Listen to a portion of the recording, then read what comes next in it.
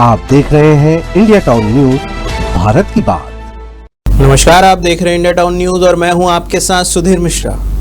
स्वागत है आपका हमारे खास बुलेटिन राजधानी सरकारधानी में, जहां हम आपको छत्तीसगढ़ की महत्वपूर्ण खबरों से रूबरू कराएंगे। तो चलिए बुलेटिन की शुरुआत करते हैं, लेकिन उससे पहले आज की एक नजर हेडलाइंस पर।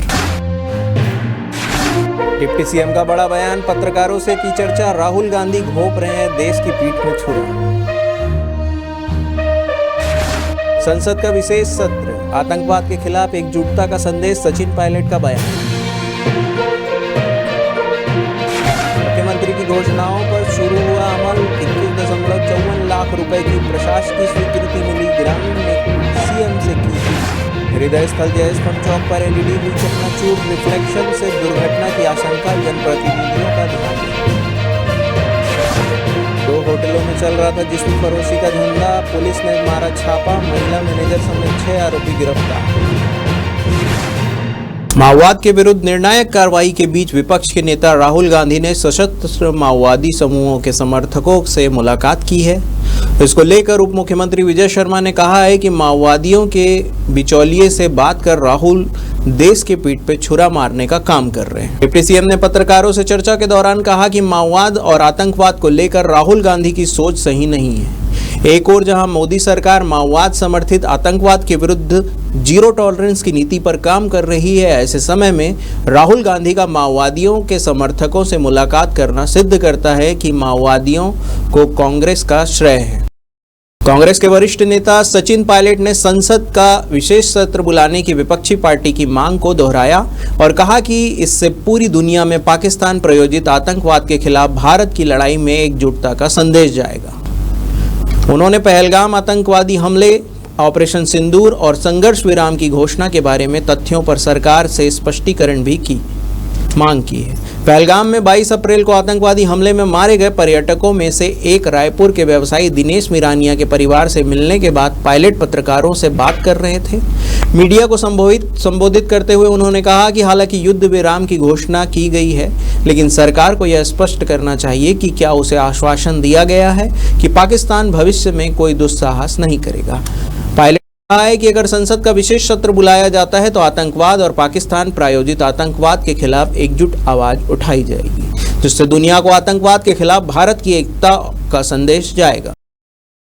मुख्यमंत्री विष्णुदेव साय द्वारा सुशासन तिहार 2025 के तहत छत्तीसगढ़ के दंतेवाड़ा जिले में अति संवेदनशील और सुदूर ग्राम मुलेर में की गई घोषणाएं अब धरातल पर उतरने लगी है। मुख्यमंत्री के निर्देश के अनुरूप जिला प्रशासन ने तत्परता दिखाते हुए उप स्वास्थ्य केंद्र की स्थापना, 3 सीसी सड़कों के निर्माण और डोम शेड निर्माण के लिए प्रयुक्त कुल 21.54 लाख रुपए की प्रशासकीय स्वीकृति प्रदान कर दी है। मुख्यमंत्री विष्णुदेव साय ने बीते दिनों सुशासन तिहार के अंतर्गत ग्राम मुलेरा का औचक दौरा कर विकास शिविर का निरीक्षण किया था। मुख्यमंत्री को अपने बीच पाकर ग्रामवासियों में विशेष उत्साह देखा गया। ग्रामीणों ने मौके पर स्वास्थ्य, सड़क और सामुदायिक सुविधा से जुड़ी अपनी प्रमुख मांगे रखी, जिन पर मुख्यमंत्री ने संवेदनशीलता दिखाते हुए तत्काल स्वीकृति दी और प्रशासन को निर्देशित किया कि कार्यों को प्राथमिकता से शीघ्र पूर्ण किया जाए। राजधानी रायपुर का हृदय स्थल कहे जाने वाला जयस्तंभ चौक इन दिनों बदहाल स्थिति में है। चौक पर चारों ओर लगाई गई एलईडी स्क्रीन टूट चुकी है और कांच चकनाचूर होकर बिखरा पड़ा हुआ है। इस एलईडी में महात्मा गांधी, सुभाष चंद्र बोस, शहीद वीर नारायण सिंह जैसे महापुरुषों की तस्वीर दिखती थी। स्थिति ये है कि एलईडी टूटने के बाद किसी जनप्रतिनिधि का इसमें ध्यान तक नहीं जा रहा है। आपको बता दें कि पूर्ववर्ती कांग्रेस सरकार ने राजधानी रायपुर के जयस्तंभ चौक के सौंदर्यीकरण में लाखों रुपए खर्च कर दिए थे। रायपुर स्मार्ट सिटी परियोजना के तहत चौक के चौराहों पर एलईडी लाइटें और डिजिटल स्क्रीन लगाई गई थी, जिनका उद्देश्य चौक को ऐतिहासिक और सांस्कृतिक रूप से समृद्ध बनाना था। वर्तमान में इन एलईडी लाइटें उखड़ चुकी है और टूटे कांच और लाइट रिफ्लेक्शन के कारण हादसे की आशंका भी बनी हुई है। इसके बावजूद ना तो किसी जनप्रतिनिधि और ना ही प्रशासन की ओर से इस ओर कोई ध्यान दिया जा रहा है, जबकि पिछले पखवाड़े भर से यहाँ विभिन्न आयोजन हो रहे हैं। राजधानी रायपुर के होटल आदित्य गेस्ट हाउस और होटल गगन ग्रैंड में देह व्यापार का धंधा चलाया जा रहा था, जिसका पुलिस ने छापेमार कार्रवाई कर भंडाफोड़ किया है। इस कार्रवाई में पुलिस ने 2 महिला मैनेजर समेत कुल 6 आरोपियों को गिरफ्तार किया है। वहीं दोनों होटलों के संचालक कुणाल बाग और भागीदार सुमित फरार हैं, जिनकी तलाश की जा रही है। यह मामला गंज थाना क्षेत्र का है।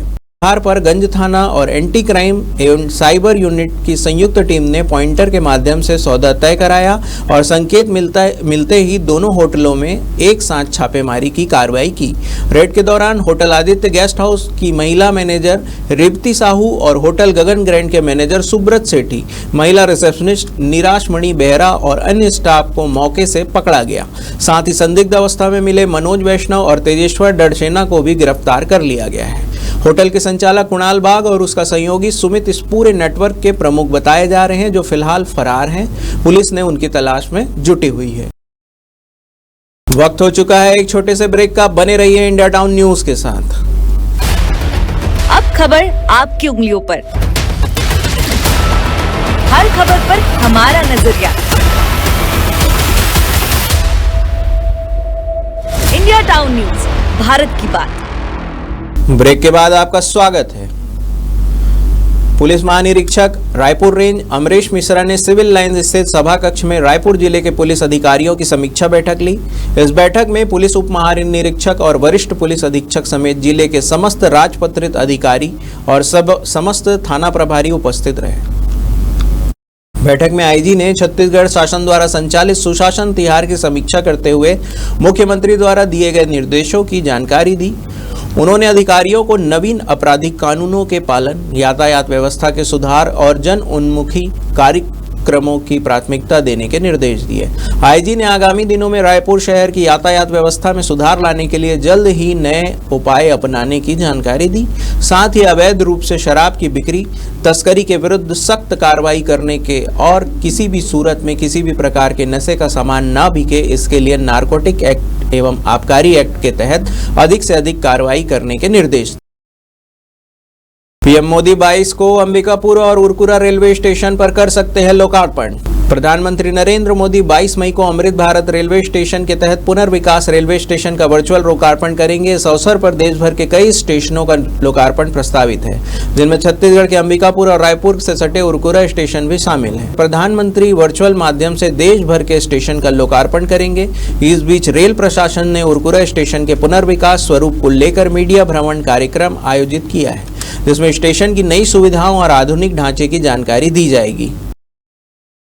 वर्षों से नक्सल समस्या से प्रभावित छत्तीसगढ़ के सुकमा जिले के जरगुंडा क्षेत्र के लोगों को अब बैंकिंग सुविधा का लाभ मिलेगा।